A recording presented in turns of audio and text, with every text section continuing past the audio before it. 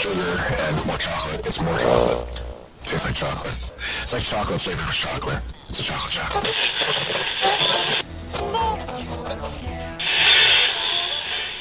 I can hear myself. Damn. Well, now, we'll see what's going on in here.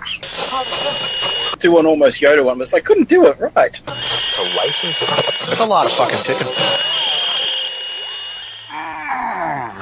Well, yeah, that was a nice trip around the solar system. Yeah, the Voyager probe was pretty cool. Our ninth planet was looking pretty good, too. Pluto lives. Oh, man. Can't wait to look at the podcast we do while we're in space. Glad I changed the batteries in the satellite receiver, though. Zeph? Did you make sure the batteries weren't installed backwards in the first place?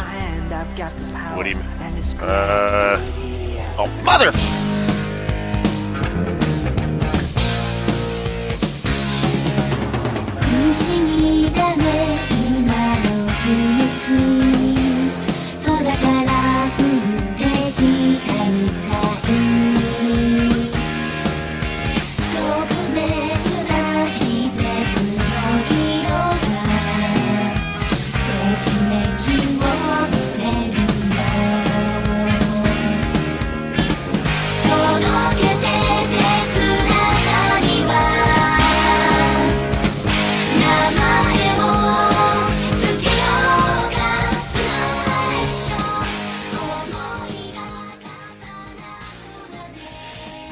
Welcome back.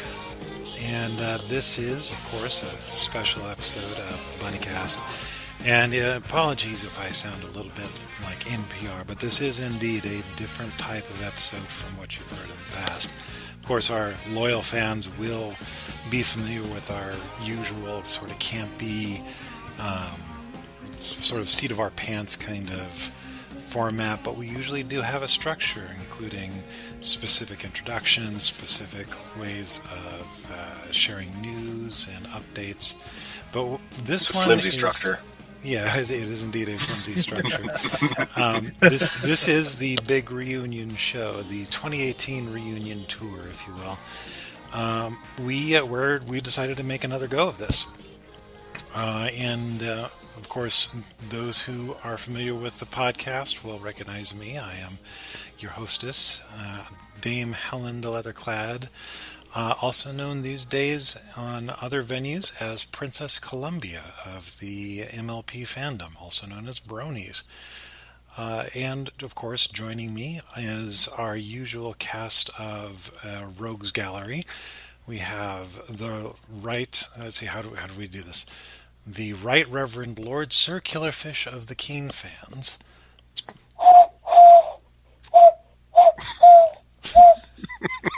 Whose latest persona is an owl for whatever reason. Then we have, of course, coming back to the podcast after taking a hiatus before any of us did, Sir Xepharon the Prepared. Say hi, Zeph. Hello. Today I'm coming to you here as Peter Griffin. Yes, he does magnificent voices, much better than pretty much any of us. And naturally, last but no longer least, is Squato. Oi! Still doing that. So Still Australian. very much still Australian. 6 years and a trip around the sun has not changed that. No. I was wondering why he was sitting upside down in the space probe the entire time. That's just the way he does.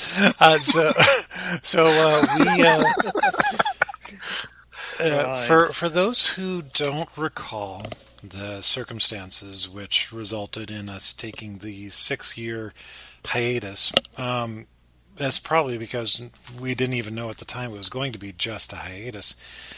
Yeah. We basically what had happened at the time was there was a series of upheavals in all of our lives. Zeph had gone on to, well, I'll let him tell more of that story. It was an adventure. Yes, and that was That was what, Yeah. a year before we wound up finishing off the recordings. Roughly, yeah. Yeah. Well, yeah. There's a lot to talk about here. Yeah. Actually, why don't we start it off with that, because that was kind of the beginning of the decline. And I'm going to say this just because by the So by it's my the fault. not really your fault per Shit. se, but I will say that when you joined the team, golly, what year was that? It was 2009, something like 2008 or 2009. 9-ish. I want to say 9 because I had been back from overseas not terribly long. But I think Squato was like, "Hey Zeph," or no, "Hey Zeph, you want to try?" I can't do it. Your Australianisms are just wow. Well, And that's you give okay. me We can shit have for my Killerfish try a Texas Texas accent. And that'll You even give the me scales. shit for my Texas accent, okay? Come on. I think it kind of started out with, "Hey Zeph, do you want to? You looking for anything to do? You want to be a guest on the show? Yeah, sure. Hey, we like you. Want to stay being a guest on the show? Yeah, sure. Great. Guess what? We're gonna put you to work. Fuck." Yes. Kind of what happened. Well, You made the classic mistake of agreeing to be on the show. well, what had happened was you were just so good at it. I mean, you naturally just kind of rolled into it. I mean, Well, I put on some weight. I tend to roll into a lot of things now. well, like so, Killerfish. Are you rolling in the deep though? rolling? I in was. the deep? Okay, I was. I'll get into that later. So Killerfish came to me back in 2005 and started talking about doing, hey, let's do this podcast.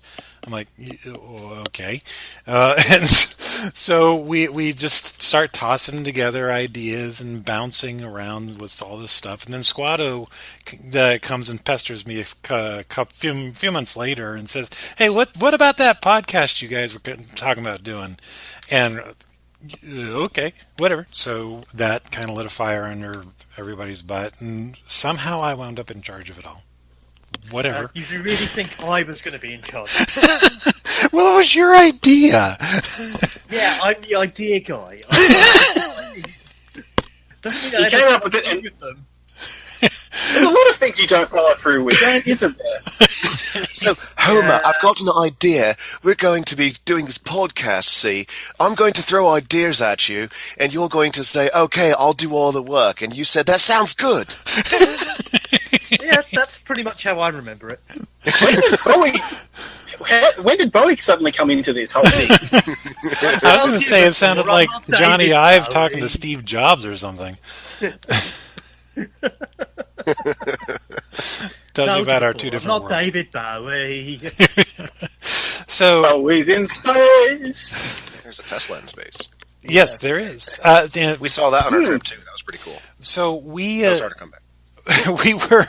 we were just kind of throwing audio at the internet at that point, and our biggest draw was other bunnies. And for those who might be joining us late, of course, we started this. It's called the Bunnycast because we were all bunnies, and the bunnies was reference to the fan group of Alguna shall I? Shive.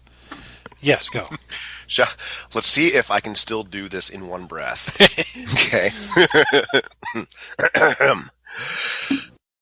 Dan Shive, creator of Alguna Shive, wrote a comic called Alguna Shive. Developed a fan base. Fan base said, "Hey Dan, you've got a fan base. We need a name." Dan said, "No, you're the fan base. Name yourselves." They said, "No, you created us." He said, "Fine, you're bunnies," thinking everybody would hate it, but everybody went, "Yay!" Still got it. Yes. Later on, when I actually went over to America to say hello to people, I decided to form an Order of the Bunny just to completely confuse everybody. And I got Dan Shive to knight me as well. Yes. Oh, yeah. I wish I was there for that. Wasn't that with a Lego sword or something? Yes, we had a giant Lego sword. It was the first BunnyCon and probably the first of 4 BunnyCons. That was the halcyon days. We had a built-in audience of other bunnies, and we weren't really trying to get out of that. And it was fun. We just kind of brought in whatever guests suited our mood, talked about whatever crap we wanted to throw at the wall. But as time went on and this became more of a regular thing, doing all the things became a bit of a challenge. And, of course, Xepharon. Hi. He as Still white. mentioned. Yeah, as mentioned, we just guested first, and then I believe we asked you to do some guest hosting first. And That's what it started out as. Yeah. I'll make the hurting stop. I think No, that I was wasn't. it. No, I wasn't on that one. I'll have to look it up. I don't remember exactly what it was, but it wasn't Make the Hurting Stop. I know that. Helen was horribly sick. You had Moomanaby on the episode at the time. Moomanaby. Moomanaby. The unpronounceable bunny, who I have asked him, and he himself has said he has no idea how to pronounce that. Yes, well, there's a reason his order name is Sir Moomanaby the Unpronounceable. Pronounceable, yeah. And I was still overseas at the time when I heard that. I remember that because I was listening to it on my iPod at the time when iPods were still a thing. And I remember that because I was actually at the we had a gym on the post on the fob. And I was listening to the treadmill, and I actually had to stop periodically because I was laughing so hard. Getting looks from other people in the very small weight room, like what the. And they see I've got my headphones in. They're like, "Oh, whatever." It's just being a retard. So, yeah, you came on as guest host, and you did such a magnificent job, and somehow that wound up spinning you into being a co-host. And I think it was primarily because Killerfish had to. Because I kept making him laugh, especially, and I think it cemented in when I did the crossover voice of Professor Snape and Arnold Schwarzenegger at the same time. Oh, yeah. And Killerfish couldn't talk for like 10 minutes. But then again, how's that any different from what I used to like on these podcasts? Well, I mean, you were sober then. You're sober. You're sober now. You think? That's what he wants you to believe. So you started doing hosting duties. Killerfish kind of backburnered his activity in the podcast for a while. But when Killerfish came back, that's when you started doing some editing for me. And you proved yourself to be so good and efficient at that. It was super easy for me to say, "Hey, Zeph!" Since you're doing the thing already. You want to keep doing the thing for no pay? Yeah! Sure I do. Oh. So You get paid in exposure. basically, you doing that allowed me to focus on other things, including launching other shows, transitioning to video, which, man, that was a headache. It was worth it, but it was such a headache. And that was in the days when it was like video. Oh, that will be a thing to do in future. Okay. Nowadays, what? Why don't you have video? No one listens to podcasts anymore. So, actually, I was listening to another podcast, and turns out metrics are showing that people prefer their weekly podcasts in audio format. The video's nice. Yeah, I know. Yeah. So, anyways, this is what happens when you have people that come with ideas and then they actually put real data against it. And it's like, oh, your research, your ideas are just bullshit. Okay, there you go. Yeah, pretty much. So nobody ever likes my ideas. So here's where it comes to the beginning of the end. Zeph, I'll let you tell your specific side of the story, but Zeph comes to me one day and says, I need to not be doing this. I've got too much stuff going on, and it's taking up too much of my time. Now, naturally, I'm like, hey, I understand. I was married. I had a kid at the point. Had a job, trying to start 2-3 different business projects and all this kind of stuff. I understood being busy. I don't know how you were juggling all that. I Yeah. had nothing going on compared to that, but Drugs. Lots of drugs. immense mental drug. There was an area that was falling apart, and I'll get into that in a little bit. But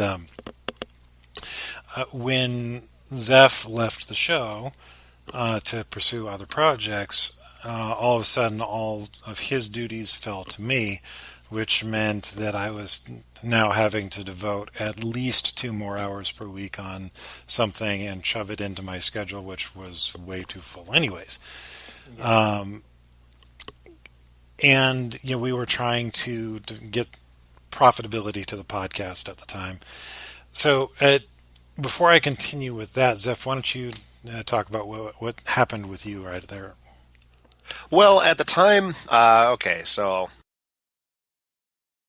at the time, I was still dating my now ex. This was back when I was living in South Texas, and more or less what had happened was I was still trying to do what I can to salvage a relationship I was seeing that was falling apart. And part of that was she wanted me to, pursue, academic aspect of things and actually go back to school. And so I was starting to do that, get that ball rolling, and that was pretty much what spawned the whole thing of, hey, Helen, I gotta take this hiatus because I'm going to be going back to school. I'm going to be doing all this other stuff. I'm going to have no time to do anything. I'm going to be a full-time student and a full-time employee. Ultimately, that fell through, and then to complicate things even more, that relationship just eventually just crumbled entirely. And relationship with someone that I had known for, had been friends with for like 10 years, been dating for 3. And so it's downward spiral of depression. It was great now. And I kind of just became kind of a recluse and just didn't talk to anybody for a while. And, I know those feels. Yeah. So from there, I had pretty much next to nothing to do with the podcast anymore because I was just trying to pick up my own pieces of my own life. From there, still living in Texas, I started bouncing around from place to place, moving, trying to find, places where I could just live, couch surf or what have you. Moved into one place. That was fun for a little bit. The tenant that I was renting from was a super neat freak. I'm a slob, so that didn't work out. And after that, from a few other places, and finally, I landed a place that's actually kind of somewhat stable for me to just, do my own thing, sit in my own little room and go to work, come home and watch porn. I mean, not do anything. And watch porn, not do anything. Well, they actually do both kind of go hand in hand. Oh, dear. Oh. It's, but which is leading the other? Well, I'm ambidextrous, so anyway. But, so around that time, this was back in, 2011, I think? 2013, yeah. No, 2011 that was when I got the job with where I was at here. Or so around 2013 is when I actually I found a dating site that I was like, okay, since it's free, fuck it, let's take a look at it. And since everybody knows I'm a furry, or at least if they didn't know, they know now. So I went to a furry dating site and whatnot. I figured, well, I want someone who's going to be able to share common interests, who I don't have to pretend to be something I'm not or hide a part of me that I am. And so I sent out a message to, a number of people, and finally one person, I was like, hey, your profile is pretty interesting. Hit me up on Skype.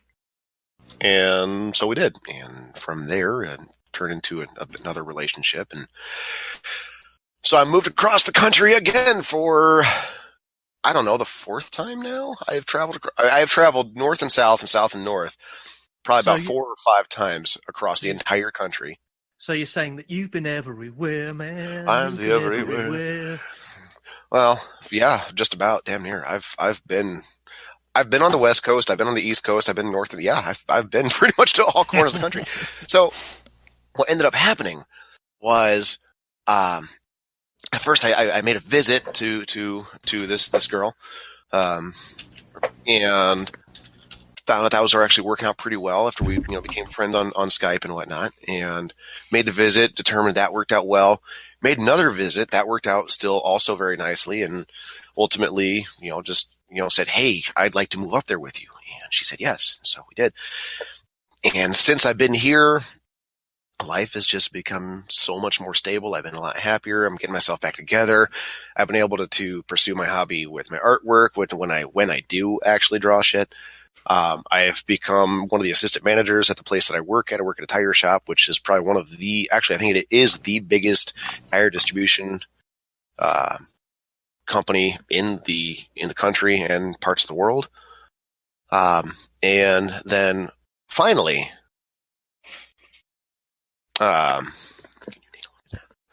probably, what was it? I'd say a year and a half ago now, Yeah. I got down on one knee and I proposed. And she Did said, you take an yes. arrow? I took an arrow to the knee. And she said yes. I've got that video for that. I can show you guys later.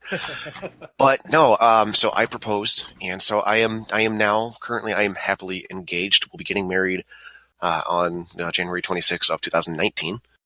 So Okay. that we are still in the process of the wedding planning, and holy fuck, holy fuck, there's a lot. There's a lot.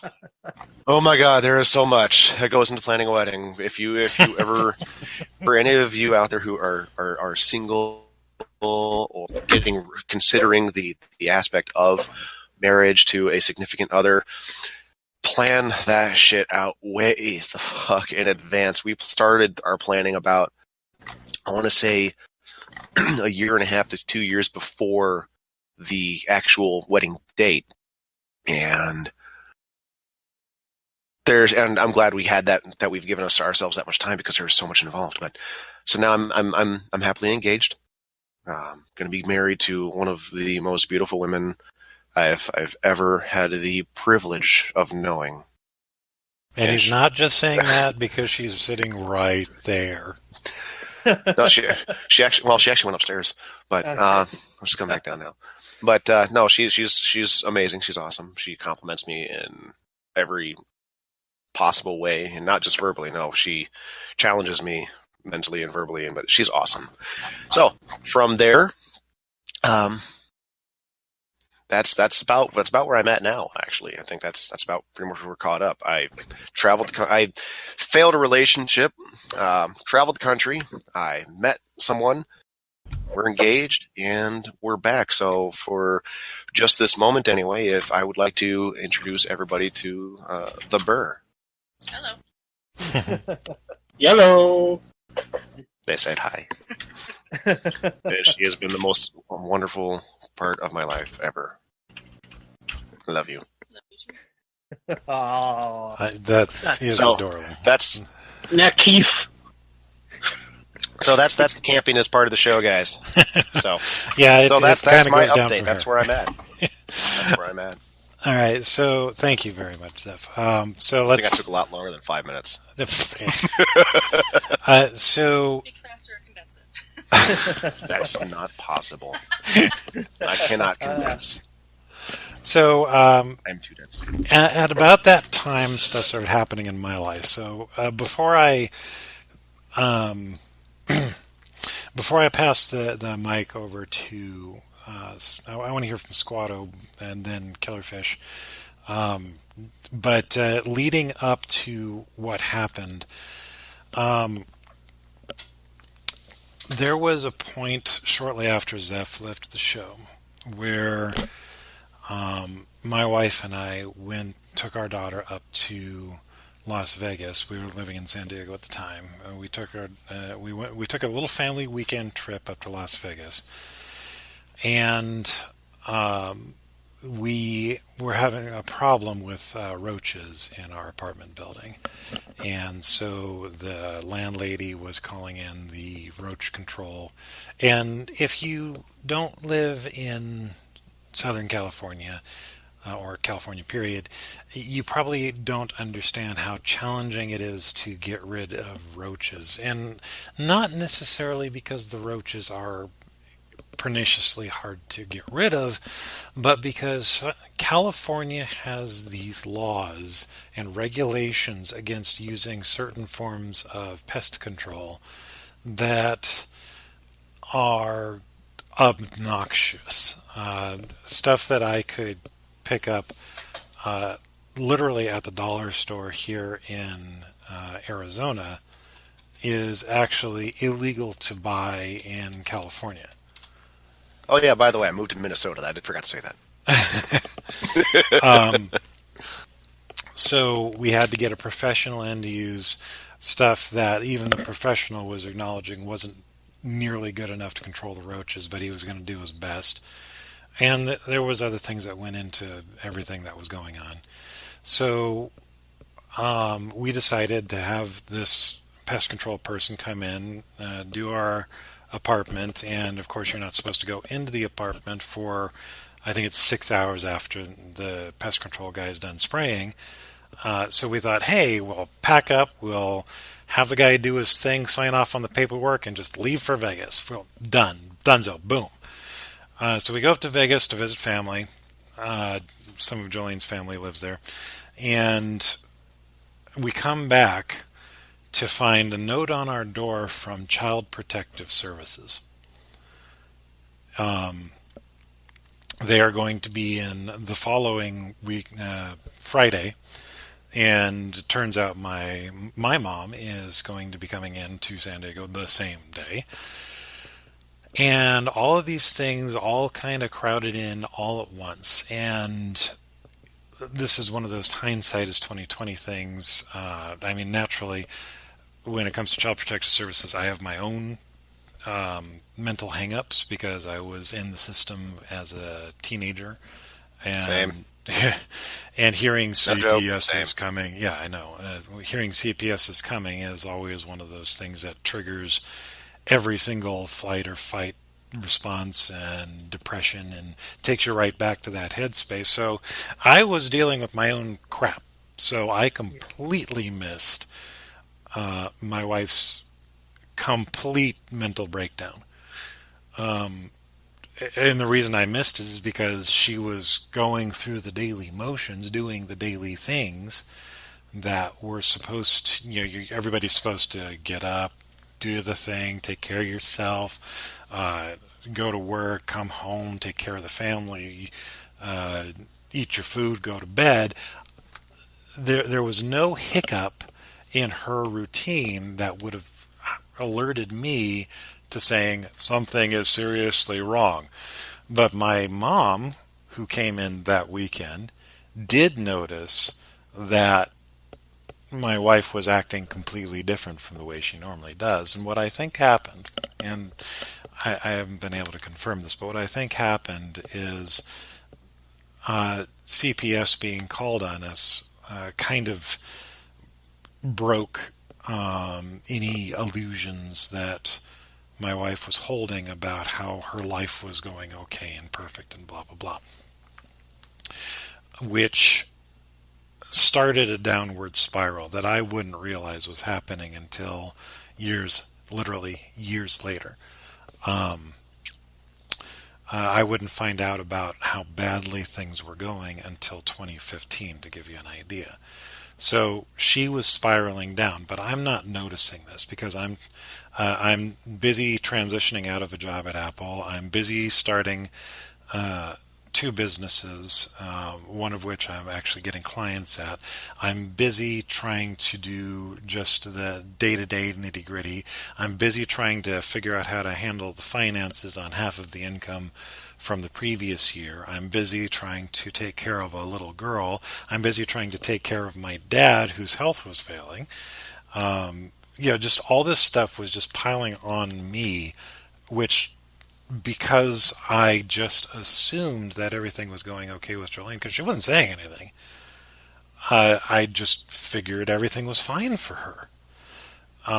And January 2012 rolls along, and I've been looking at the numbers, I've been juggling things, I've been doing everything I could think of, and I just realized it's time to throw in the towel. We cannot do this in San Diego anymore, because our rent had just gone up, gas prices were going up again, our income was staying the same, which was, again, like half to 2/3 of what it had been the previous year.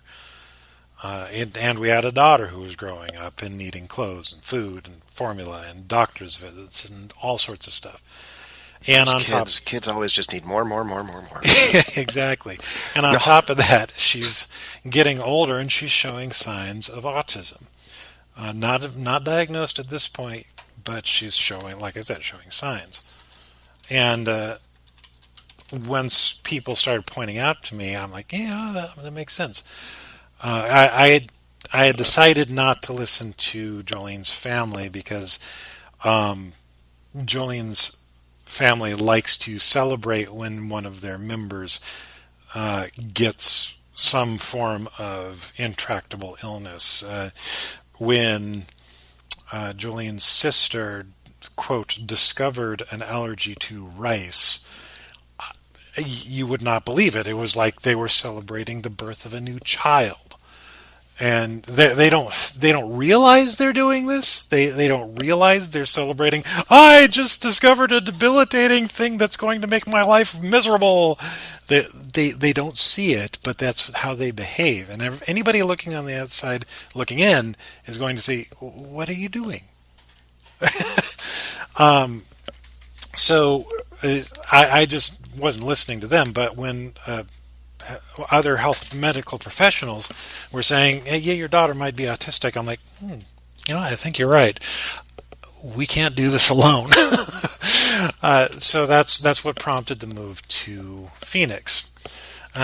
Unbeknownst to me, Jolene had actually been planning the move for a couple months. And again, this is something I wouldn't find out until much later. And so while I'm busy spinning plates trying to keep everything above water, not to mention a relationship and having more and more mental health stress issues that are related to my transgenderness, if you will, and having to live in the closet. Zeph, you talked about having to hide part of yourself. I was having to hide. You shouldn't. I am a firm believer that you shouldn't put yourself. You shouldn't be in a relationship where you can't be you. Yeah, you shouldn't, because you won't be happy. Yeah, exactly. So we decided to move, and around this time, my laptop started to show signs of failing. And there was a point it just stopped booting altogether. And it was a 5-year-old laptop. It's not like, I had wasted money on it. I had definitely gotten my money's worth out of it. So I had started using Jolene's iMac. And it was doing fine, but when the temperature would go up inside the computer, the system would freeze and restart. And I would later find out it was a problem inherent to that particular logic board in that particular line of iMac. Xbox, Red Ring of Death. Yeah, pretty much. Yeah. But so when we moved to Phoenix, where the average temperature in the winter is hotter than the high temperatures in summer in San Diego, it was. Yeah, that was part of the thing about Texas. No joke. I shit you not. And people don't believe me when I say this, but I have to reassure them that I'm not exaggerating when I say in August in South Texas, it does get so hot water will come out of both taps. Yes, absolutely. You will not get a cold shower in August. It is impossible. It does not happen. Same here in Phoenix, of course. That first summer, that was the first. Okay, going to backtrack here.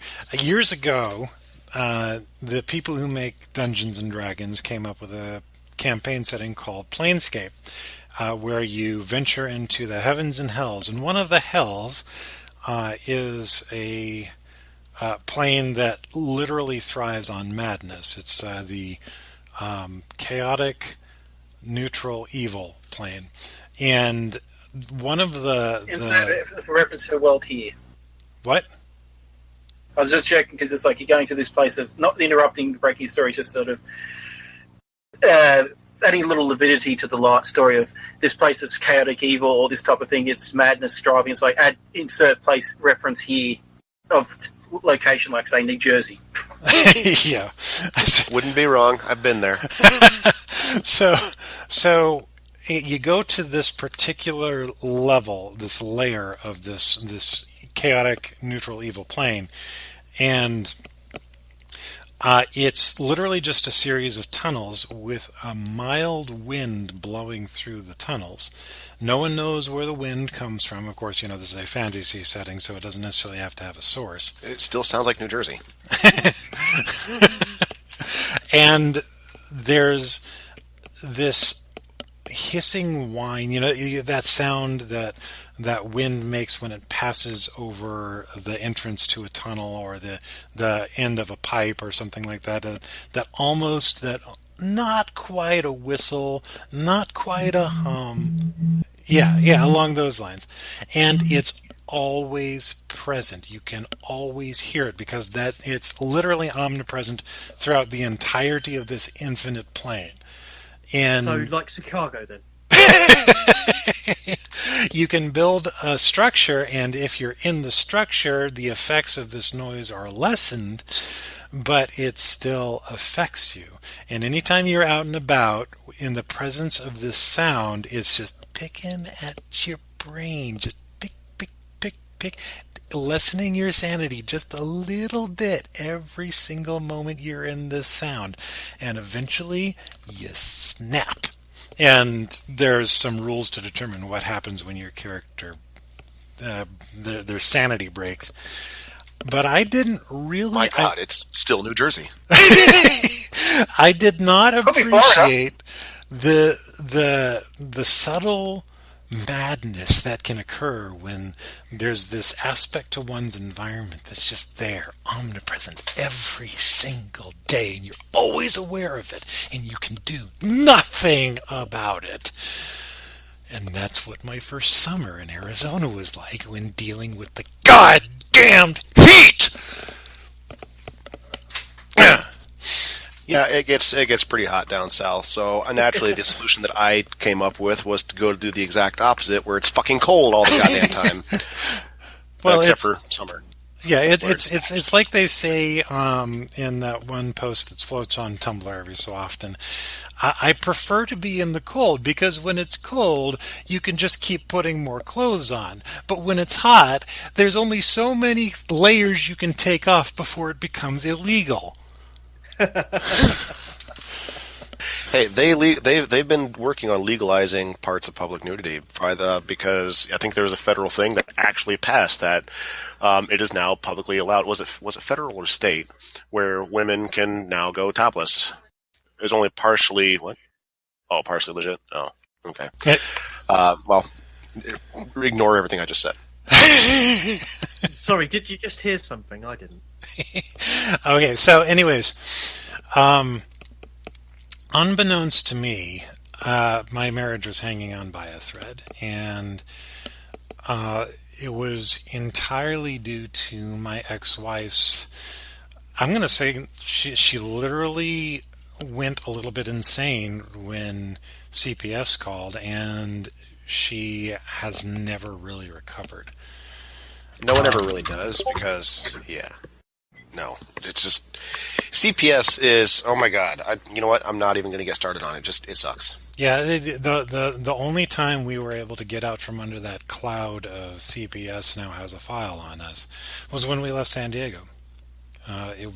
It was this terrifying nightmare existence of at any moment we've now got a strike on our record. When is strike 2 going to occur? Because some dumbass decided that, we don't like the way you're taking care of your child because it disagrees with what we believe for reasons. It's so freaking arbitrary. There was no evidence of any abuse. There was no evidence of any neglect. The worst anybody had to say for us is that we tended to hoard things, but never so much to the point where it would cause deliberate problems with how we went about our day and took care of ourselves. Our clothes were always clean. We did our best to eat good, nutritious food. We had 3 squares a day plus snacks.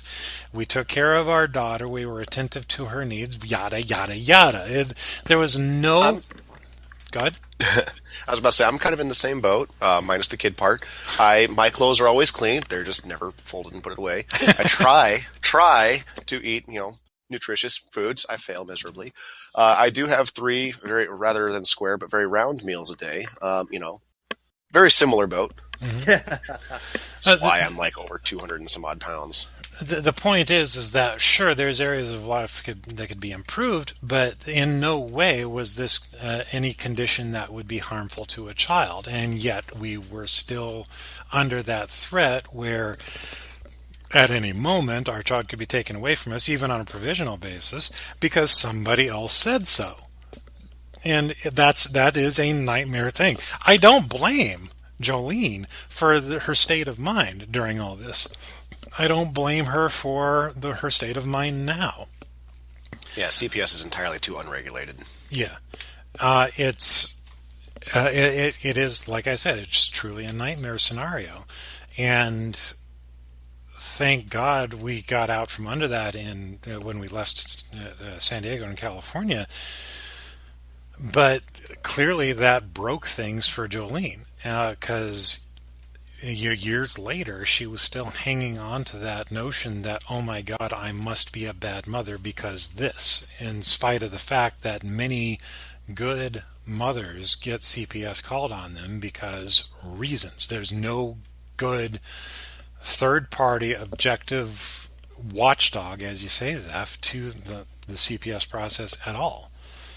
So when 2012 was about 3 months in, Jolene's desktop kind of died for the last time. That took with it the webcam that we were using, because of course it was built into the iMac. All the data was housed on that computer. Just everything that we had been doing with the podcast was there. Now, we did wind up replacing that computer with a Mac Mini, which surprisingly enough is the same computer I'm recording on right now. But obviously the capabilities were severely stripped down. And around that time, Killerfish also had his computer just kind of die. So Killerfish, I'm going to go ahead and pass things. I know I said I wanted to hear from Squato, but Killerfish, go ahead and tell us about what happened around that time for you. It was kind of a bit weird because at that particular time I had I think it was my tablet PC, which I was using for my artwork at the time. And when that died, I literally lost a lot of my work that I'd done. And I'd lost the capability to do artwork. Sort of just got into the thing of, well, I can't do anything. And it contributed a bit to what later turned out to be depression. I'm noticing a trend between us all here. Yeah, stop that. The thing is about my family is there's been a history of depression, not from external means, but chemical depression. Essentially, parts of our brain just don't quite regulate serotonin correctly. Anyway, computer was down. Had to go and find another means of doing stuff, and I didn't have any money. Unemployed for a long time. Really, there was just a period there where I was not doing much at all, and essentially, 5 years or so ago, I got the job as an assistant manager in a charity shop, what you in America might call Goodwill, or what Squato might call an op shop. Yeah, op shop, yeah. Yeah.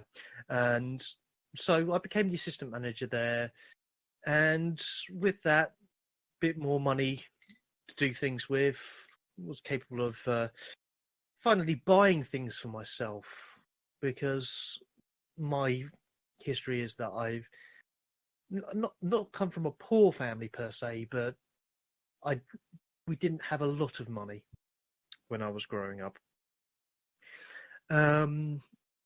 So, with the new inflow of money coming in from my job, I decided, why not get myself a dedicated graphics tablet, something that I can actually use to make art good with. I still remember that discussion. Yes, and Yeah, I know the feel.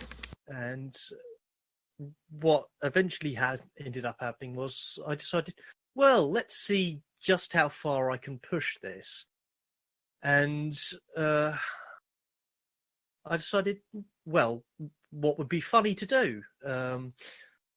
Drawing. I like drinking.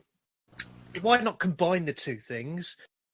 So I did a short-lived series called Drawing Under the Influence.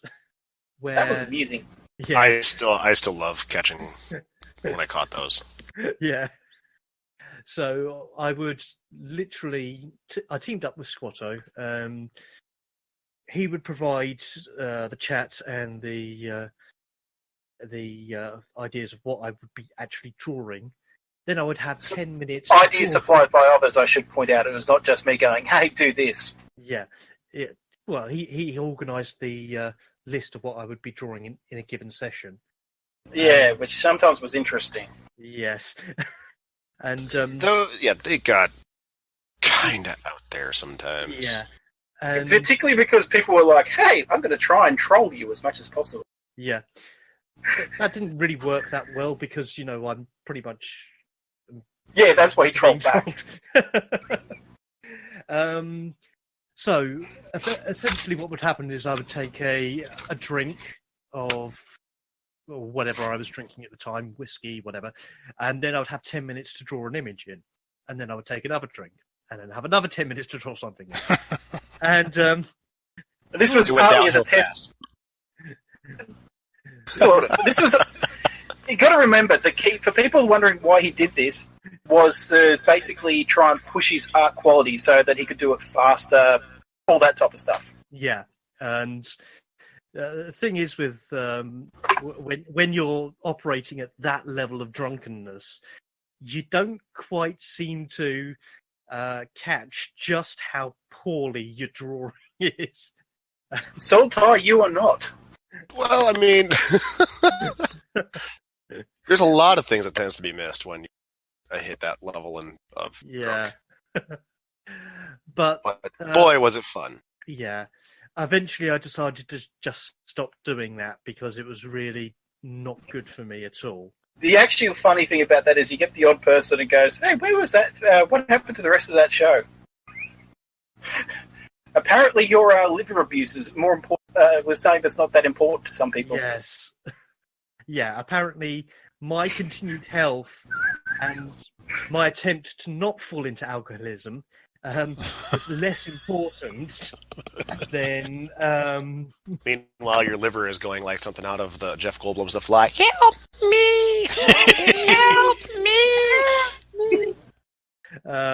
Yeah. So I kind of stopped doing that. And then there was just a series of times when... Actually, no, it was last... 2016 was when I travelled over to Australia and actually met Squato. So we went to... Pacos. Paxos. And I did a rather funny video of me dressed up as Mario with a Deadpool mask on. With some idiot being made to do the camera work. It was such a shit camera job. Why'd you get that person? Seriously. Yeah. Yes, you can guess who did the camera. Yeah. Just to put you in the frame of mind, we had no idea that we were going to do this. So we had no tripods, no lighting systems, and when the day came, we thought, "Hang on, this camera we're going." Oh, and this is a bonus. This is a camera I was using was a brand new camera. It's a second-hand camera, but effectively it was brand new. So yeah. I didn't quite realise until 6 months later that it actually had video function. Yeah. So I was using an iPhone, an S5. Yes, a Galaxy Decent S5. video camera. Yeah. Decent video camera, I've got to say. Yeah. But the thing is, we're concerned that there might be some shaky cam with all of this, and we wanted it to make it look good and not look like we just completely gotten drunk and just randomly wobbled the camera all over the place. So we needed something to stabilize the camera with. So we ended up just going down to a shop and picking up two... Office Works. Yeah, that's the one. We picked up two poster. When he says a shop, he's making it sound like, oh, it's just a little corner shop. Oh, what would you have? Oh, have your camera equipment, sir.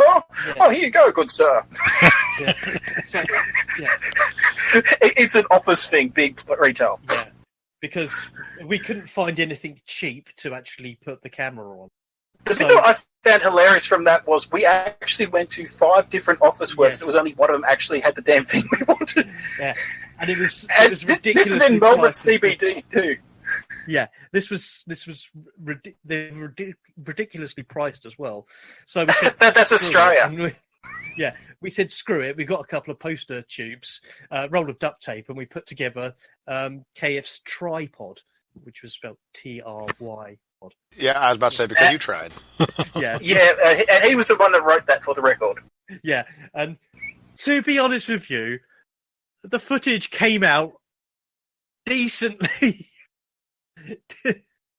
When you're on a budget, duct tape. We slapped together with duct tape and okay, bright orange duct tape, I should mention. And It was masking tape, you damn ignorant fool. no, it was duct tape. No, it was masking tape because they call it masking tape in Australia. but he didn't do it in Australia. He did it in Australia. Yeah, the brand do it in was Australia? duct tape, okay? Oh, that's right. Right, stop arguing. Is this going to be the Star Trek Battlestar Galactica argument all over again? So, So we all. so I keep after- forgetting Killerfish can travel. Yes, I can travel. I can go places. I stopped paying attention at Anyway. that part of the conversation. Sorry. Oh, thanks. I'm doing things. Wedding preparation stuff. I told you, Right. I'm doing a lot of things. I know. You got baby brain before baby. Okay, so That. effectively, after 2016, the year of 2017 was the year of losing all my ability to draw stuff on the computer. I mean, literally, I lost my drawing tablet, my graphics tablet. It stopped working properly. So I decided to find one of my old, really rubbishy Wacom tablets that I used to use. Bamboo One or whatever it was. And then that was destroyed because I accidentally sat on the pen and I couldn't find one to replace it with. So I went back to my old graphics tablet and I installed a Linux kernel on it. And I thought, yes, this is going to work. This will work and I'll be able to do streaming again. And it did for about 3-4 months. And then the whole kernel just started playing up and I couldn't do anything with it. So I got myself... So in other words, Linux didn't solve everything. No, it didn't. So Blasphemy! I went out and Yes. I got myself a tablet, one of those ones you actually like an iPad, so to draw on.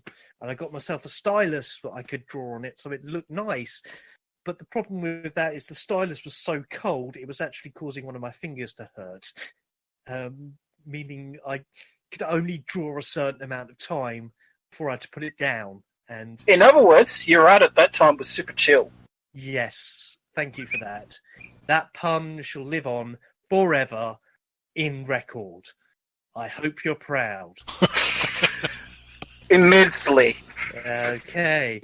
So, It's on the internet forever. yes. After that, I just tried rejiggering my tablet that I had that stopped working.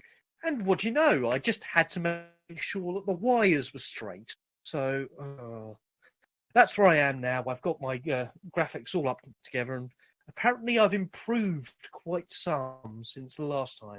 You really have. Recording. Yeah. You really have improved tremendously. So, And yet, still projects to come. yes.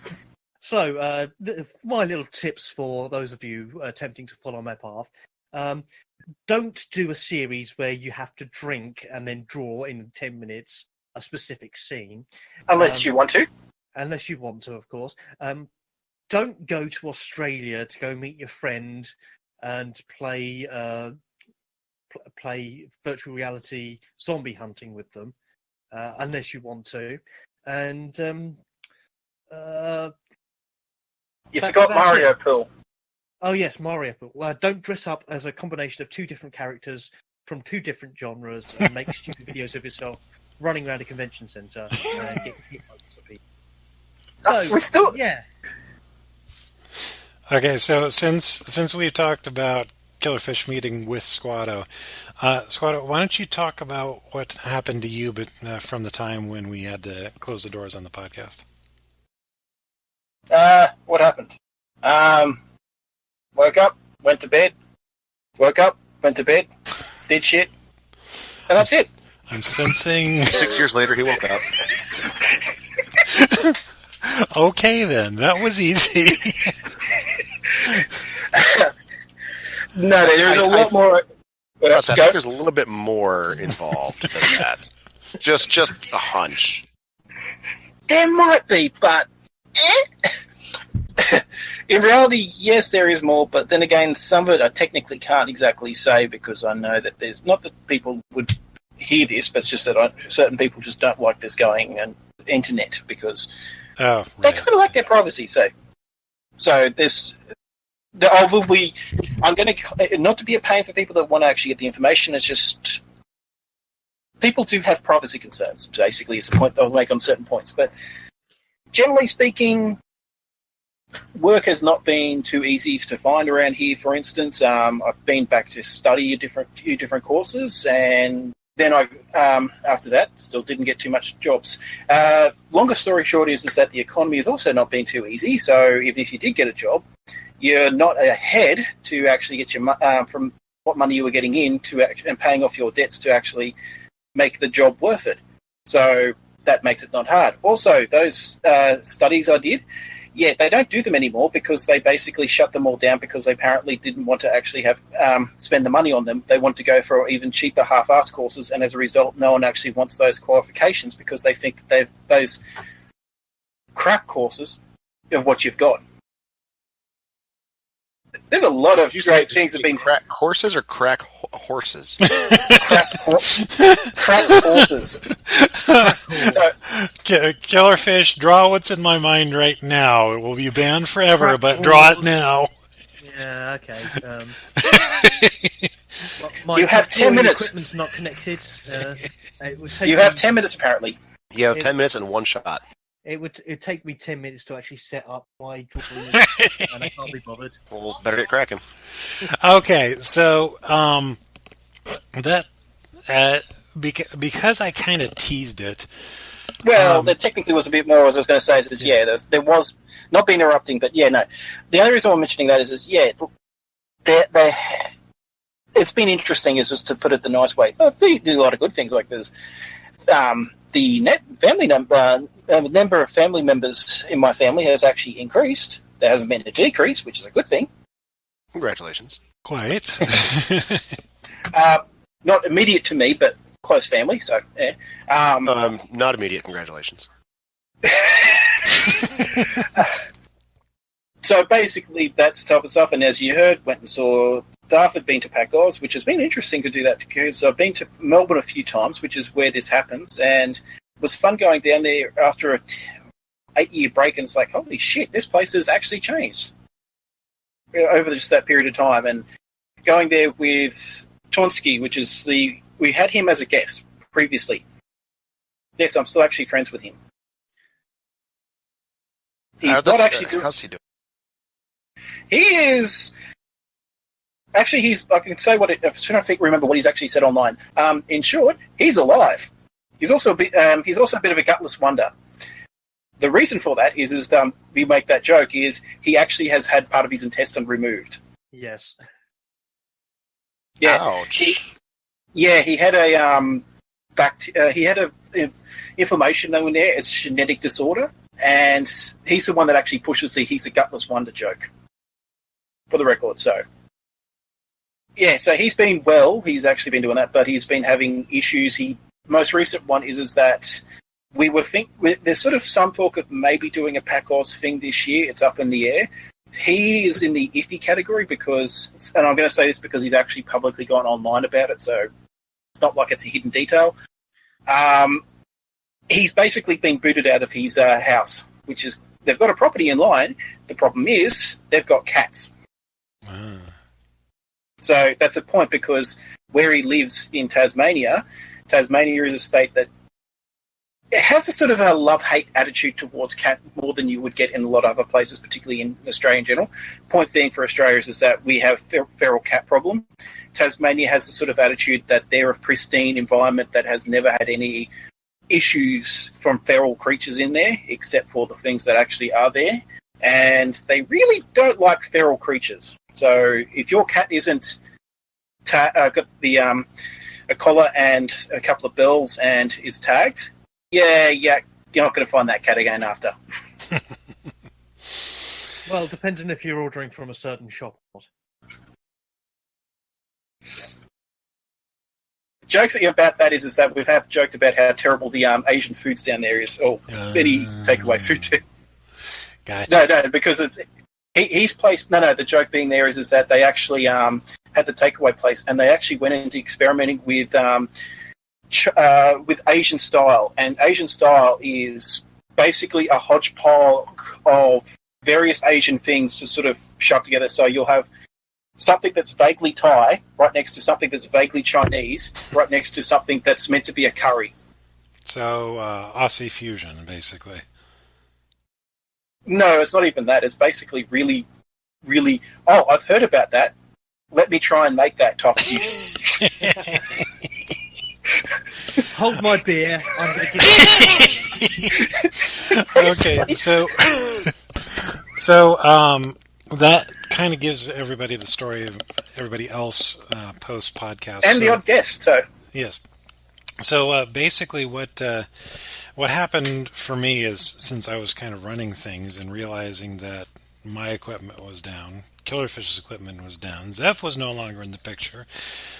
Squato might have been able to do recordings. He has in the past. No, I was. Yeah. I was. I actually offered at the time, but I said, look, you need to sort your own shit out. But if you want me to try and help push something out, I'm here. The only times if I said was if I had given you notice I couldn't. I think there was one time you said you were thinking about it, and I said I had to get back to you, and I got back to you to say I potentially could have, but you never replied. Yeah, that was... God. So, yeah, that kind of brings us back to what happened with me. So, yeah, we kind of made the decision, let's go ahead and shut this down for now, with a maybe possibly bringing it back in the future. Just basically, we all realized we had other things that had to have higher priority. And that took me into a 2-year adventure of trying to focus on my marriage and my future. And it wasn't a fun adventure time. No, it wasn't. Basically, I had come to the realization that the biggest challenge that I was going to have in terms of getting and keeping income coming in was going to be HR, as in human resources, at any company I applied to. This was confirmed for me, by the way. I went to apply to a particular company here in Arizona. Basically, one of Arizona's biggest resources is dirt and stone. It's a desert, so naturally. No kidding, huh? No shit. Wouldn't have guessed. Oh, so does that mean the air is not free then? Well, that's not something you can necessarily export. The dirt and stone you can. So this company was in. They had finished purchasing another company that did basically the same thing, and they were needing to integrate the two computer networks, basically. And so they were hiring more IT people for the purpose of integration and maintenance of this infrastructure. And so I'm like, hey, this is perfect. I go in, I give them my resume, I interview several times, and it isn't until the interview with the HR person where I realize this person is acting hinky. And from that point forward, I didn't get a call, no interviews, no emails. They would not respond to me for anything. And I realized that this HR person had gone to, they were focusing a lot on my experience that I had listed on my resume, because it is legitimate experience for being the executive producer of the Bunnycast network. And for whatever reason, this HR person just really got that bee in their bonnet, that there was something that made the being executive producer of the Bunnycast network a bad fit for this company. The vice president of the company interviewed me directly, personally. He sat there, we had a conversation for 20 minutes. He liked me. This HR person didn't. The director of IT interviewed me for 20 minutes. He liked me. This HR person didn't. I'm willing to bet this HR person did no research to ask you what the hell it actually was. I'm guessing that's the case. But that experience was kind of the capper to say the HR person is going to be the block, period. Everywhere I go, I'm going to have to either find a way around the HR person or become independently wealthy. And this has stayed true to this day. So I'm trying to start another business, and I've queued into a mentorship team that's saying you need to do this, you need to do this, you need to do this. And because they have shown obvious interest in my financial well-being and the future of my relationships with everybody around me, I'm listening to them. This is the first time I've actually gotten real, honest-to-goodness mentorship in my life. My dad, I love him. He's one of my heroes, but he was incapable of being a mentor from when I was 7 years old, when he got into a severe auto accident that did cause brain damage, which impaired his ability to function on a day-to-day basis. So no mentorship there. My mom removed herself from the picture for nearly a decade. Not completely, we still had contact, but she made it clear that she didn't want me learning how to be a grown-up from her. So I'm like, oh, okay. My stepmother, who was very, very abusive, couldn't take mentorship advice from her. The one person who I might have been able to say, this guy is worthy of being a mentor, he was a foster parent. And foster families aren't supposed to have contact with the kids once they leave the system. And I had left the system years ago.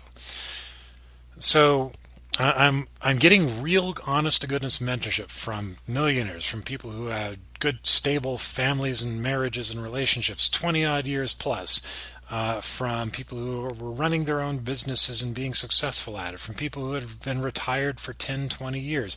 For one guy he's been retired. He retired around the same time that my career as an IT professional was just gearing up. And he's younger than me. You want to talk about one of those, God damn you. So I'm actually learning how to live my life and be a better person and gain ongoing income, and learning how to earn a good income and be a contributing member of society. And all of these things from very good people with a proven track record. And while I'm learning this, my wife is getting more and more miserable. And I didn't realize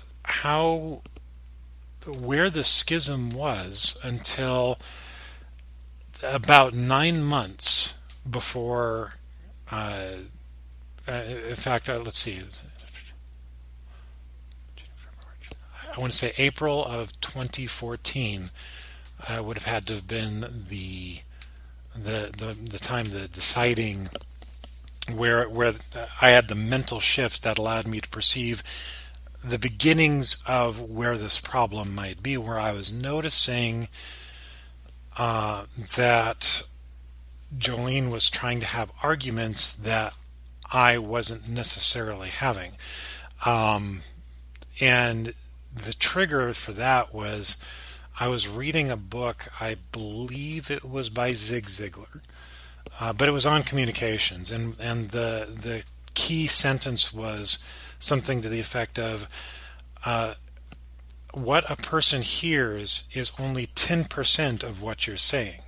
The other 90% never makes it across in the conversation. And for whatever reason, that was a key trigger moment where, wait a minute, maybe the reason Jolene and I are arguing so much is because she's not hearing exactly what I'm saying. So I made the decision that from that moment on, I was just going to stop the arguments. If I were to say something which was clearly not intended to be an argumentative statement, I was going to simply say, stop, back up. What do you think I just said? And I'd literally just have her not say anything other than what she thought I said. And the first few times, this confused the hell out of her, because she was not used to this behavior from me. But every single time it would happen, what came out of her mouth had almost nothing to do with what I just said. The one time that I really recall this being truly effective, I was working on making lunches for the day.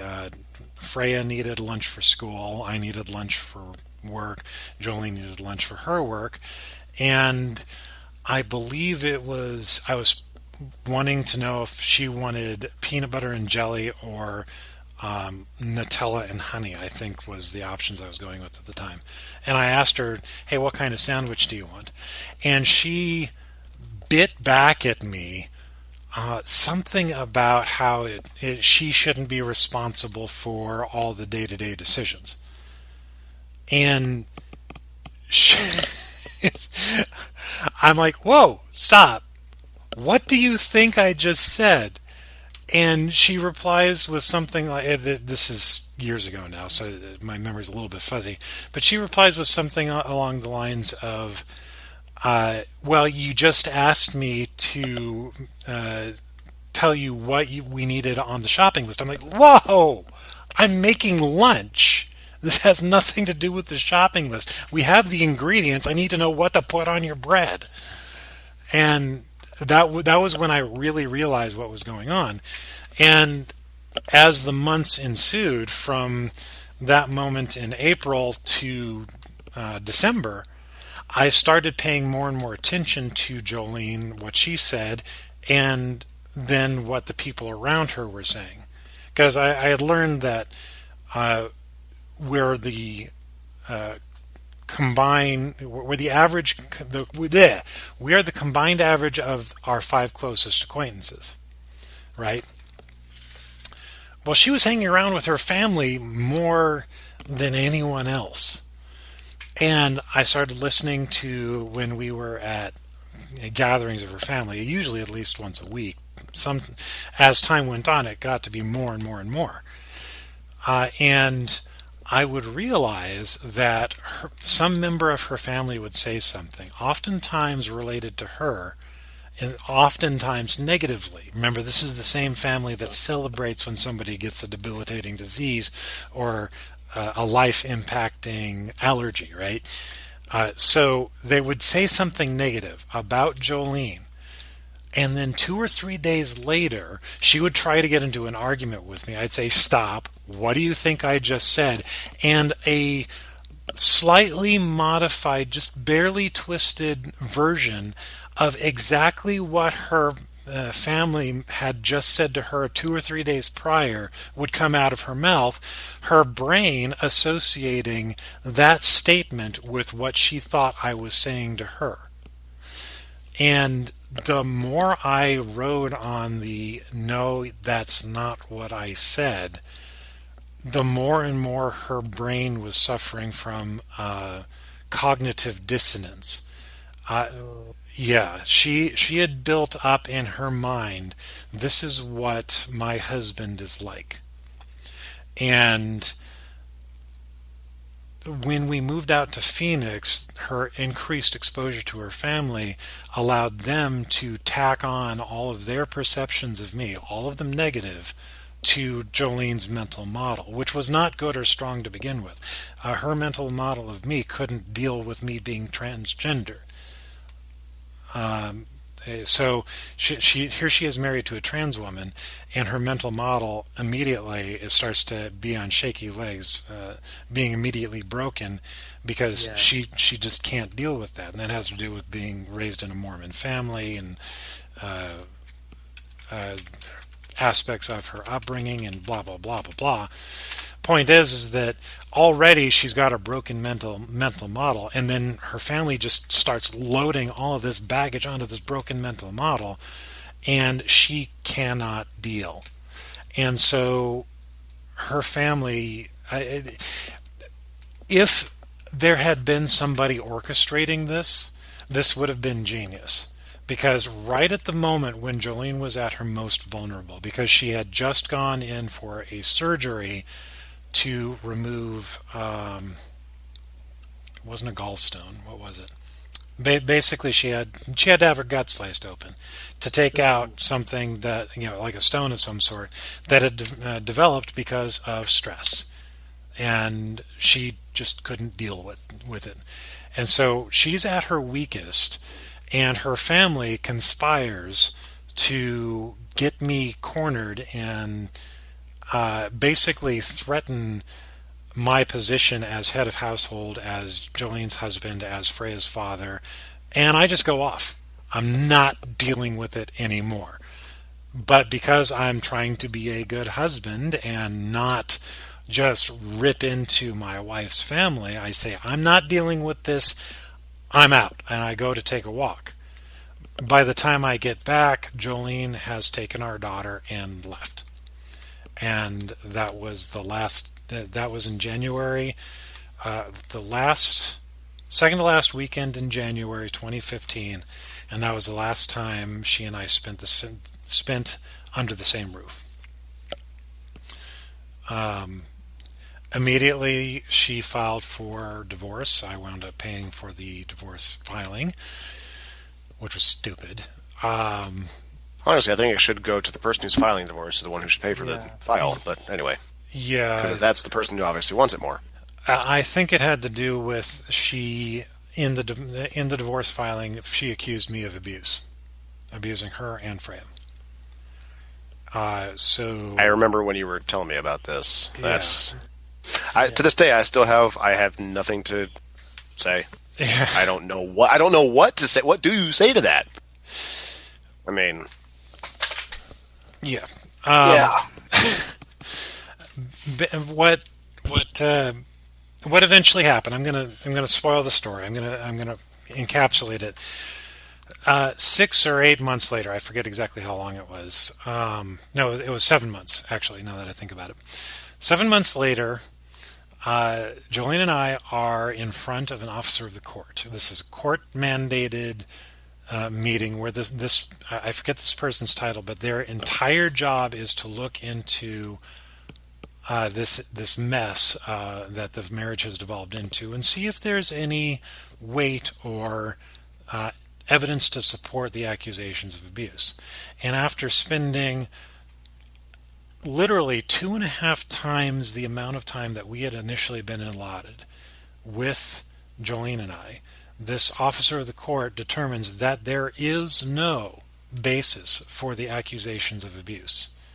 And furthermore, it was like she sat there and grilled me for a good solid 20 minutes, 15 to 20 minutes, just hammering every single point that she possibly could think of to try and see if there was anything that it was in my character, my behavior, that might come out under questioning that would reveal some possible evidence, because she had already gone through an hour and a half long process to determine that there was no evidence, no physical evidence, no filed evidence, no calls, no police action, no character witnesses, nobody to come forward to say Chris McFarland is an abusive husband and father. None of that could possibly be brought to bear. So she's hammering on my character, and I'm aware of what she's doing. Of course, I've been through this process. I'm glad, as a kid, obviously, I'm glad that I knew what to expect,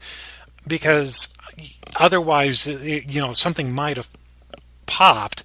But I know what she's doing, so I just answer her honestly. I answer her truthfully, and at the end of this 20 minutes, she turns to Jolene and says, "There's nothing there. There's no evidence. There's nothing to support your claims. I'm going to have to rule in favor of him." And that was it. Everything was over. Now, Jolene is still mad at me for whatever reason. Every single thing that she cited as this is the reason for the divorce was knocked down in the process of the divorce. The court finally determined that there was no abuse. Literally the day after she left, I got my highest paying job I had ever had up to that point, and my pay has only gone up from there. So she kind of said the idea that I wasn't trying to be a supportive father or husband wasn't holding water.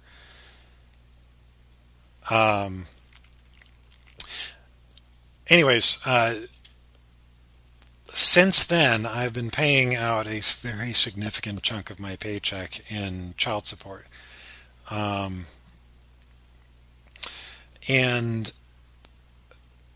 after a while, I started to realize that I'd been operating in a survival depression state. And as I'm coming out of this depression, as I'm loosening up the survival mentality, I start to realize, I should talk to the guys for the podcast again. See what we can do. Which kind of brings us to today. Well, actually, it brings us to last night. Well, last night. Last night was... That was... Yeah. It was like we never went away. I know, right? Yeah, that was... Yeah. So I guess it kind of boils down to, back to being campy here for a moment, but it boils down to when you've got, shit going on, things are going, whatever, turn to your friends. I mean, we're here for you. Yeah. We're here for each other. And for you people listening, we're here for you too. So, let's break off into something a little bit, less serious for a moment, because this is really depressing. Yes, it is. Okay, so it's like a group therapy of us just okay. Group hug. Bring it in. Bring it. Yeah, there we go. Okay. Boobies. All right, so let's talk about future plans. Okay. Yeah, so Zeph, going forward, what do you think your activity? What do you want to see out of the podcast network? Well, out of the podcast network itself, I would like to be more prepared for these questions. First off, and well, what did you think you were going to be doing? Just managing the sound levels. That's it. No. No, what I'd like to see more, what I'm hoping we will see more of course, is one, getting our listener base back. First off, if we don't have them pretty much off the bat, and I don't expect we will, but getting a larger listening base. Yep, absolutely. And overall, just one, I kind of want to go back to just having fun the way we used to, bringing on guest speakers now and then. Occasionally celebrity speakers like we've had before. Dennis Hu was really awesome. Linkara, Little Karibo, to name a few. and maybe just overall just expand and grow for just because we're doing something just fun that we enjoy.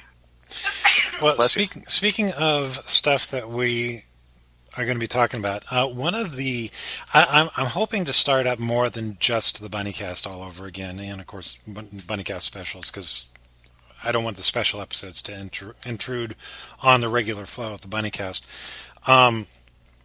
But one of the shows that I want to do is going to be sort of an after dark.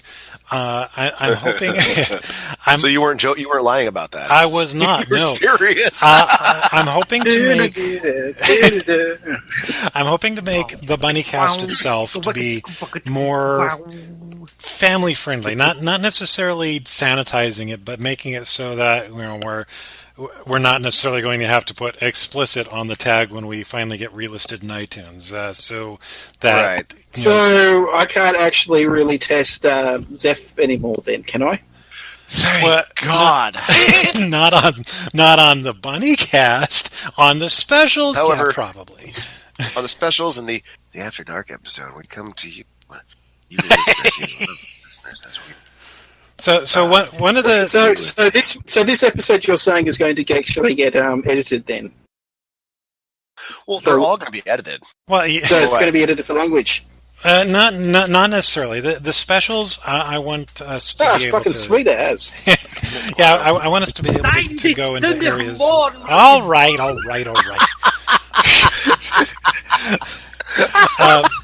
But the Bunnycast itself, which we have yet to record. By the way, I'm going to restart the episode numbering because we are looking at a new format. Think of it like a new season, a reboot kind of thing. The Bunnycast, the next generation. It's a reboot, not the reboot of reboot. Right. Episode 1 2.0? Yeah, we're not doing what DC does and reboot the whole freaking universe every 2 years. Otherwise, I was joking about the TV show reboot, how they actually have done the reboot for it, and it's It's bad. God, Which that's just cancer. Basically, would be the nice way to put it. Hey, I have that entire series on DVD. Thank you. You have the original. I have the original, the good reboot. one, the one that people remember. Yes. Yes. Oh yeah, no, I have the original. Wait, they rebooted that? They rebooted. They have. Did that's right? And then Burr sent me that thing, and I'm sitting there looking at it, going, "What the fuck is this trash? What is no?" The only good thing that came out of that trailer, if I recall correctly, was Megabyte's voice. I think. But even that, I don't remember fully, because I think my brain just tries to filter that out of my mind. I forgot about that until you said something. No. Yeah, that's pretty much everything Squato ever talks to me about. So, Is that why your brain went to mush? so the Fish only thinks of boobs, but he doesn't do enough things with them. the flagship of the shows that are going to be the After Dark part of the Bunnycast network, I've, at least for the time being, got titled as Sapiosexual. And the purpose that I've got for this series is to address the stuff that is more like adult entertainment in nature without necessarily being pornographic. For instance, the sex toy market is starting to develop basically sex box, gynoids, artificial This will actually be a intelligent- topic. Yeah. This will actually be a topic that I will probably have actually some input in for reasons that I will state in those episodes.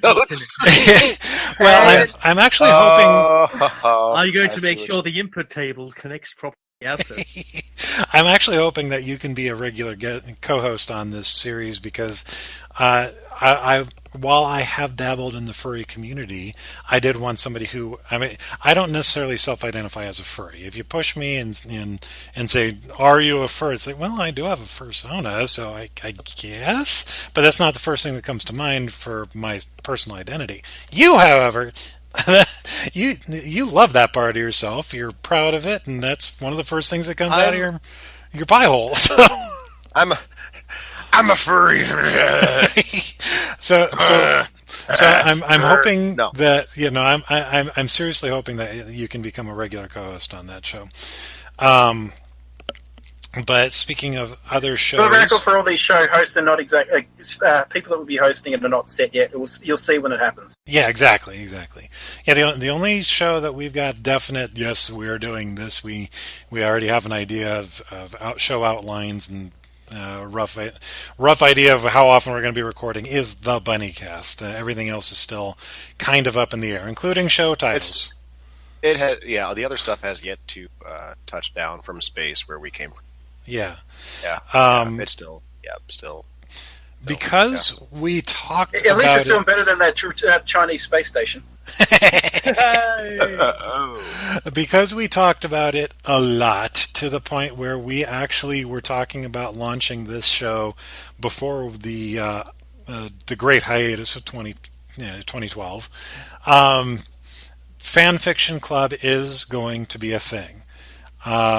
Whereas at the time we were initially talking about it, I was mostly on Ranma and half fanfics, which I still do dabble in a little bit after 10 years of reading Ranma fics. However, yeah, I've kind of read all of them.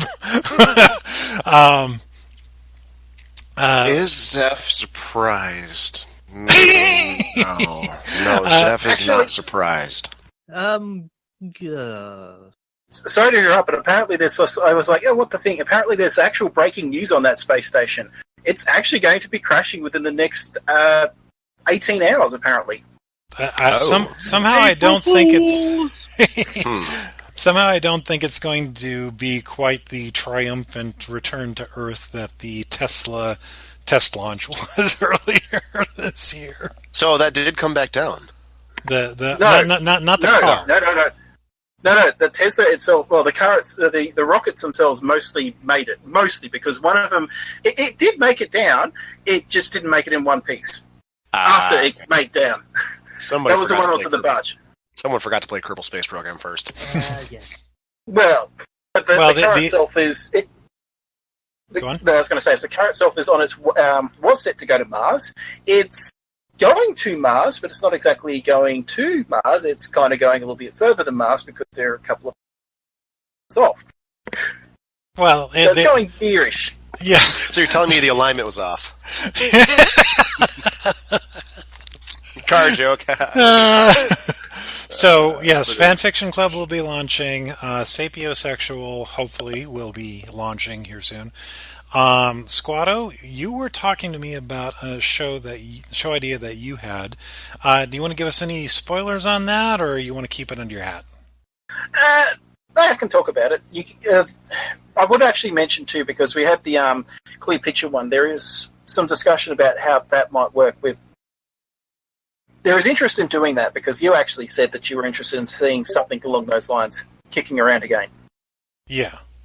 Yeah, I was thinking along the lines of, like fake newsbusters or something like that. But continue. No. Yeah, you can go on. What you're actually going to say on that one? Well, yeah, especially here in America, where we had just this rash of blatantly false, not information. It is bad facts, things that people were passing Russians. around. Not even related to Russians, because I know, but yeah, the Russians are the clearest example of it nowadays. Yeah, that's absolutely true. But even before that, the whole reason we got. All right, I'm gonna lay it out right here. I did vote for Donald Trump, but not because he was Donald Trump. I voted for Donald Trump because his opposition was Hillary fucking Clinton. When it boils down to it, I look at it as two different dumpster and tire fires. Which one do I think is going to be put out first? Or which one can do the least damage before it's put out? Right. So they're both going to do a lot of damage, but which one can I look at the longest? Which one can I tolerate the longest? So yeah, but and you're a bit torn as to which one you think is that at the moment. Yeah, for me it was I had already had how many years of Hillary Clinton being in the headlines, just making all sorts of news, the bad kind, the one thing that crystallized it for me was her under oath declaring, what does it matter when being grilled about the loss of 4 American lives in Benghazi? Now, I realize this is old information, this is old news, but that was the defining moment for me that told me that this woman should never, ever, ever be in a position of authority in government, period. And so for me, it was less, do I want to vote for Donald Trump, which the answer is, fuck no. It was, do I want to vote for Hillary Clinton instead? And the answer to that was, fuck no! So it was like, which one do I want to say no to more and vote for the other one? Yeah, So you basically used the joke from The Simpsons of when it was Craig or Christ, the aliens from where the human guy punches and it's like, oh, who are we going to vote for? A third alternative? Well, I'll vote for a third party. Good luck with that. You are just throwing your vote away. Pretty much. Yeah, and unfortunately, unlike... sorry? No, I was going to say, it's this group that I'm actually glad with, because normally I don't like to talk about politics. I almost completely refuse. 1, because I try to not get too involved with it, but 2, generally speaking, I've found in my experience that when debating politics with anybody, especially with someone who opposes your personal views, I have found that it usually devolves into a shouting match where both parties are, the louder I am, the more I win. Yeah. Which, unfortunately, that's how the freaking 2017 election cycle went. Because there was so much crap being circulated. I may not have liked Obama. In fact, I voted against him both times. I campaigned as much as I could against just about all of his policies. Obamacare is one of those things that I will be very glad when it dies, which is in the process of doing. But if somebody said something that was false about Obama, I'm like, okay, shut up. Just shut up. I know what you're trying to do, but you're only working against what we're supposedly both going for. You don't make headway by creating lies and falsehood. If somebody tells me that my stepmom eats babies, now my stepmom is the one person on this planet, now actually I should say 2 people, my sister-in-law being the other person now, but my stepmother for the majority of my life was the one person on this planet that I could without question say, I don't know if I could ever forgive her for anything. I think if she were going to be slated to burn in hell, I'd be say, let me shovel the coal. But I feel the same way about mine. Even with that said, if somebody were to come to me and say she eats babies, I'd be the first one to say, that sounds false, because you don't help anybody's case by lying unless you are explicitly trying to hinder your own. And so, that brings us. Yeah, if you're going to support a case, whether it's something that someone opposes or agrees with, if you're going to support a case, please do so when you're doing so on fact, not hearsay or I read it on the internet. Just make sure it's true before you start saying stuff. Yeah, exactly. And which of course this brings us back to. Brianna brings a great point. Memes are not facts. they are exactly that. They are memes. Yes, but they can be used to color a person's perception of what the facts might be. Yes. Or the meme can be used to color a person, period. I've seen some great Photoshops. So Moving on. Yeah, this does bring us back to Squato's pet project before the great hiatus of Clear Channel. It was Clear Channel or Clear Picture? Clear Picture. Because one of the points because going on your little point, every time I was actually making a reference to a certain thing, if I was actually quoting from something, I actually made sure I actually cited the fucking thing. Yeah, check your sources, so for heaven's sake. Which, bravo, thank you for that. So they're depending on how the schedules work out and technology and all that kind of thing, that may be a thing. I will say, keep an eye out for future Kickstarters and Patreons to support the show, because that's what we're going to be doing. If you want to see a show happen, then make sure you drop $1 or $5 or $20 or $1,000. I'll leave that up to the listener to determine what their level of support should be, because how much stuff we do and how much we're not going to do anything on debt. This is going to be a cash bankrolled operation. So keep an eye out for that kind of thing in the future, which does, in a roundabout way, bring us back to Killerfish, which already has a functioning channel featuring his own show. Tell us about that. Yes, I did mention it earlier, drawing under the influence. I still actually have that as a channel. However, I think I might be moving away from the drinking part of it. I was going to figure that the funding for that went towards the drinks. I thought the funding for that went towards the drinks. Yes. Unfortunately, the funding would eventually have to be for me buying a new liver. But, well, I get really good at drawing, and you will. Yeah. I'm thinking of having shows or draw-offs, basically. 2 or more people would be on a sort of chat, both of which are artists. We'd talk to each other, and we'd also have a sketch battle between us. And an interview. And an interview. So that's where I'm considering going forward with the Bunnycast network, is to have that sort of invite people who are, say... let me guess, sketch battles? Sketch battles, yes, possibly. But I'm thinking there are quite a few artists out there on the internet. We've not got a low amount of them. And possibly... I can shake a few up. Yeah, and possibly talk to some of the more prolific artists out there, perhaps Butch Hartman, or maybe even people from Marvel. Who knows? But the whole idea is just to get people on, have a chit-chat, and do some drawing. Nice. Okay, so I'm looking at the time here. We are coming close to the 2-hour mark, so let's go ahead and wrap this up. I was going to actually say one thing first, because it was we kind of went with the clear picture stuff. We sort of, the other show idea we were kind of kicking around. Oh, right. Do you try to make it quickly, please? Yeah, I was going to say it was going to be quick. Basically, the idea is it's for...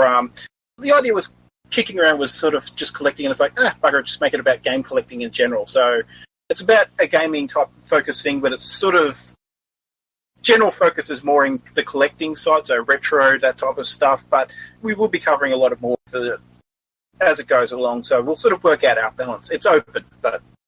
So, yeah, when you get your hands on a full lawn dart set, that should be interesting. Yeah, it's not that it's going to be... They wouldn't have gaming stuff for reference in this show. It's just that would have its more in-depth breakdown type stuff. Right. Okay, so let's real quick roundtable where we can be found online. I mentioned earlier that I can be found primarily on Tumblr. I'm not on Twitter so much these days. It's more broadcast, let people know who I am and where I am. Most of my legacy places, in other words, where I'm known as Homernet, you can still find me there, usually. But most often I will hang out on Tumblr under Princess Columbia. If you visit my Tumblog, you'll be able to find that, as well as the occasional mention of the other blogs I maintain on Tumblr. But yeah, just do a search for Princess Columbia on Tumblr and you'll find me. Similarly, I do maintain a blog and some original fiction writing on, or I should say original fan fiction writing on femfiction.net, as in My Little Pony Friendship is Magic, still very active there. So, Killerfish, where can people find you online? People can find me generally on Discord. I've actually set up a Bunnycast Discord channel, which I'm going to be locking the recording sections off, but I'm going to have an area open that people can just come along, chat to whoever of us are online. Yeah, there's basically going to be an open area and an invite-only area. Yes, so you're going to mostly be finding me there. I am on Twitter, but that's mostly to get like conversations with people that I know. Fantastic. You're really not active on that otherwise. You also do the odd stream with Picardo too. Oh yes, picarto.tv/killerfish. And when I'm on there, it's usually up in the air because I'm lazy and drunk. And I've poked him enough to actually do something. Yes. All right. Thank you very much. Lots of poking. So, Zeph, since you do Oh, need my. to be the first one to bail, go ahead Oh, and tell us my. where you can be found online. Actually, not easy to find online, but I suppose best place to find me online, of course, is Discord.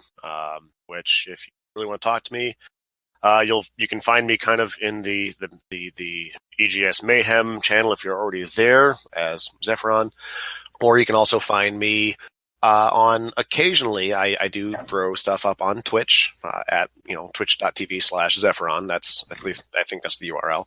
XEPHARON. Or if you want to shoot me an email for whatever reason, it's Xepharon@bunnycast.tv. Perfect. And that's about it. I'm pretty not easy to grab a hold of.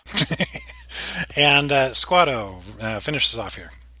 Basically, kind of where I was before, so usual internet hobo stuff. Have that worked. Alrighty, so that does wrap up our first special of our rebooted network. Thank you so much for paying attention to us. Heavens knows we need the ego boost. So to sum it all up, we're back. Hit some bumps, except for Squato. Got horribly depressed, except for Squato. Did some shit, except for Squato. Had some epiphanies, except for Squato. And we're back, including Squato. Squato! Oh, yes. You just love me. But we are blaming Xepharon now. No longer blaming Squato. Yep. I reserve the right, however, to occasionally shout out just purely out of habit. Damn it, Squato!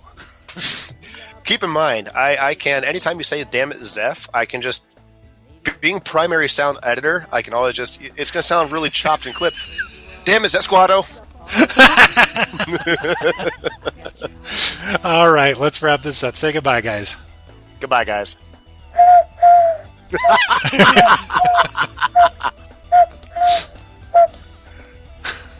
Boobies.